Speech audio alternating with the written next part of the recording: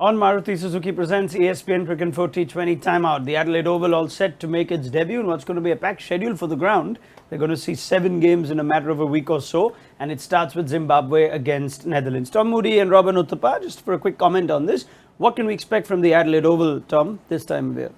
I think hopefully no rain, firstly. Secondly, drop-in pitch.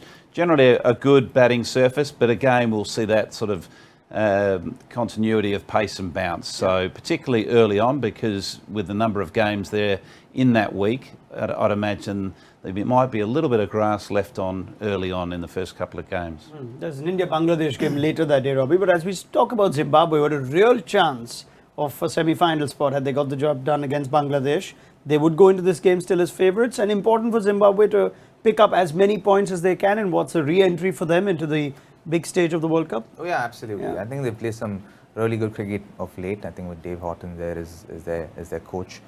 There's a pattern. There's a kind of pattern they've picked up, and they said they're going to play aggressive cricket, and they have been true to that. They played some pretty aggressive cricket.